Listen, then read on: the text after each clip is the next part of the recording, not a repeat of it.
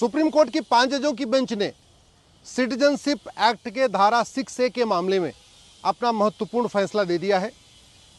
Supreme court ने यह कहा है कि असम में 25 मार्च 71 तक जो लोग आ चुके हैं वो वहां के नागरिक बन सकते हैं अगर वो वहां की टर्म्स कंडीशन पूरा करते हैं सिटीजनशिप एक्ट की। तो लेकिन 25 मार्च 71 के बाद जो लोग असम में आए हैं बांग्लादेश या म्यांमार से, जो भी विदेशी वहां घुसपैठिए हैं, उनको वहां की नागरिकता नहीं मिलेगी।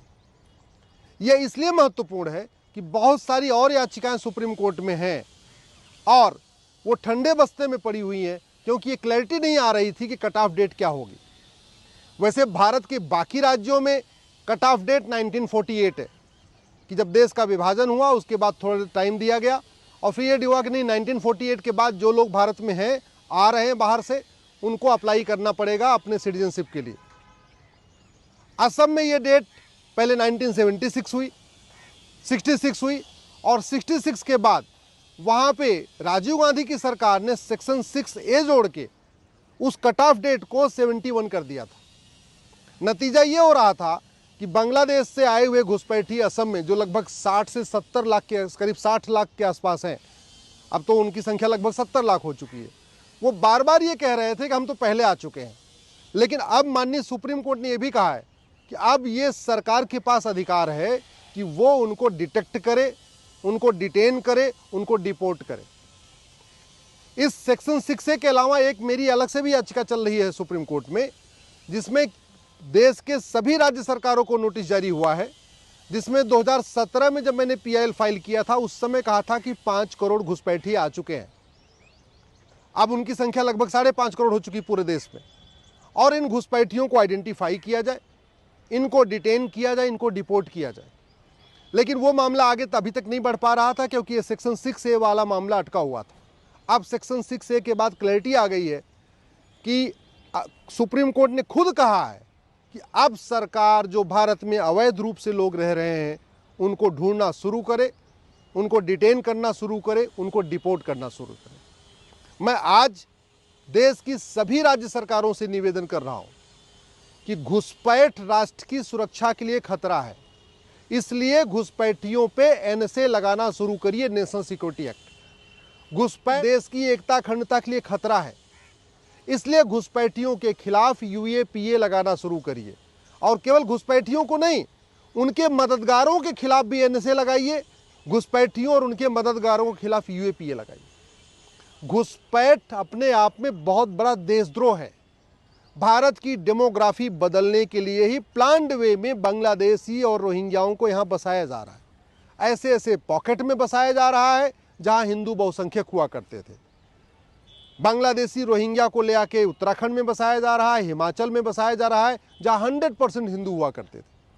तो घुसपैठियों और उनके मददगारों के खिलाफ NSA UAPA के अलावा देशद्रोह की धारा लगाइए, वेजिंग वॉर की धारा लगाइए, गैंगस्टर एक्ट लगाइए। घुसपैठियों और उनके मददगारों की 100% प्रॉपर्टी जब्त करना शुरू करिए। घुसपैठियों और उनके मददगारों के लिए हर जिले में एक फास्ट ट्रैक कोर्ट बनाइए जिससे कि घुसपैठियों को जल्दी जल्दी सजा मिल सके। अगर हम ऐसा नहीं करेंगे तो भारत की बर्बादी निश्चित है। 9 राज्यों की डेमोग्राफी पहले ही बदल चुकी है।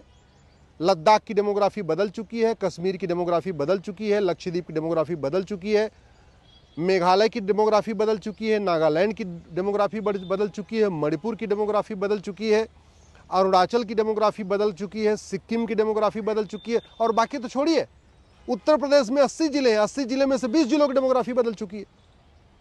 तो 25 राज्य हैं, 8 केंद्र शासित प्रदेश हैं, उसमें से 9 राज्यों की डेमोग्राफी बदल गई। इसका मतलब 25% राज्यों की डेमोग्राफी बदल चुकी है। कुल 800 जिले हैं, 800 जिलों में से 200 जिलों की डेमोग्राफी बदल चुकी है और इसका मूल कारण है घुसपैठ, धर्मांतरण और जनसंख्या विस्फोट। कुल 6000 तहसीलें हैं, 6000 तहसीलों में से 1500 तहसीलों की डेमोग्राफी बदल चुकी है। इसका मूल कारण है घुसपैठ, धर्मांतरण और जनसंख्या विस्फोट। भारत के बॉर्डर पे कुल 300 तहसीलें हैं, चाहे वो बांग्लादेश का बॉर्डर हो, इधर आपका समुद्र का बॉर्डर हो, राजस्थान या अपना पाकिस्तान का बॉर्डर हो या नेपाल का बॉर्डर हो। बॉर्डर पे जो 300 तहसीलें हैं उन सभी तहसीलों की डेमोग्राफी बदल चुकी है और इसका मूल कारण है घुसपैठ, धर्मांतरण, जनसंख्या विस्फोट। जनसंख्या नियंत्रण कानून भी जरूरी है, धर्मांतरण नियंत्रण कानून भी जरूरी है और घुसपैठ नियंत्रण कानून भी जरूरी है। घुसपैठ और धर्मांतरण को राष्ट्र की सुरक्षा के लिए खतरा घोषित करना जरूरी है और घुसपैठियों और धर्मांतरण कराने वालों पर एनएसए और यूएपीए लगाना जरूरी है। घुसपैठियों और धर्मांतरण कराने वाले मिशनरियों, जिहादियों के खिलाफ देशद्रोह की धारा लगाना जरूरी है, वेजिंग वॉर लगाना जरूरी है, उनकी 100% प्रॉपर्टी जब्त करना जरूरी है और घुसपैठ और देश और धर्मांतरण का मुकदमा 1 साल के अंदर डिसाइड हो, इसके लिए हर जिले में स्पेशल कोर्ट बनाना जरूरी है। अगर ऐसा नहीं करेंगे, अराजकता फैलेगी, मजहबी उन्माद फैलेगा, हत्या और बलात्कार के केसेस बढ़ेंगे जिस तरीके से बढ़ते जा रहे, और वैसे भी ये राष्ट्र की सुरक्षा के लिए भी खतरा है, देश की एकता अखंडता के लिए भी खतरा है, हर तरीके से खतरा है। अब जबकि सुप्रीम कोर्ट की 5 जजों की बेंच ने कह दिया कि असम के मामले में जो कट ऑफ डेट है वो 25 मार्च 71 है, तो भैया कंफर्म हो गया कि 25 मार्च 71 के बाद जितने भी आए असम में उनको पकड़िए, उनको बाहर निकालिए। बाकी देशों में, भारत के बाकी राज्यों में वो 71 डेट नहीं है, भारत के बाकी राज्यों में जो कट ऑफ डेट है वो 48 है। यानी 48 के बाद जो भी आया हुआ है बाकी राज्यों में, उन सबको पकड़ के निकालना जरूरी है। मैं माननीय सुप्रीम कोर्ट को धन्यवाद दूंगा जिन्होंने स्पेशली कहा है कि अब आप घुसपैठियों के खिलाफ इफेक्टिव एक्शन करिए, प्रभावी कार्य करिए, और प्रभावी कार्य यही है कि घुसपैठियों में खौफ पैदा किया जाए। घुसपैठियों में खौफ तभी पैदा होगा जब हर जिले में एक स्पेशल कोर्ट होगी और 1 साल के अंदर मुकदमा डिसाइड करेगी। घुसपैठियों में खौफ तभी पैदा होगा जब घुसपैठियों और उनके मददगारों की 100% प्रॉपर्टी जब्त होगी, नागरिकता खत्म होगी, आजीवन कारावास होगा। घुसपैठियों में खौफ तभी पैदा होगा, कठोर दंड तभी मिलेगा जब घुसपैठियों और उनके मददगारों के खिलाफ एनएसए लगेगा, यूएपीए लगेगा, देशद्रोह की धारा लगी, वेजिंग वॉर लगेगा और गैंगस्टर एक्ट लगेगा।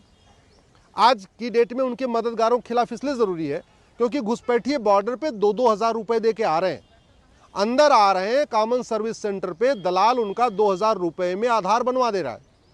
जब 2,000 में आधार बन जाता है घुसपैठिए का, वो एक डॉक्यूमेंट लेके जाता है, दूसरे दलाल को पकड़ता है, राशन कार्ड बनवा लेता है 2,000 रुपए में। 4,000 में 2 डॉक्यूमेंट हो जाता है, फिर वो तीसरे दलाल को पकड़ता है और 2,000 रुपए में बर्थ सर्टिफिकेट बनवा लेता है। 6,000 रुपए में जब 3 डॉक्यूमेंट हो जाता है, फिर चौथे दलाल को पकड़ता है, 2,000 रुपए देके निवास प्रमाण पत्र यानी डोमिसाइल सर्टिफिकेट बनवा लेता है।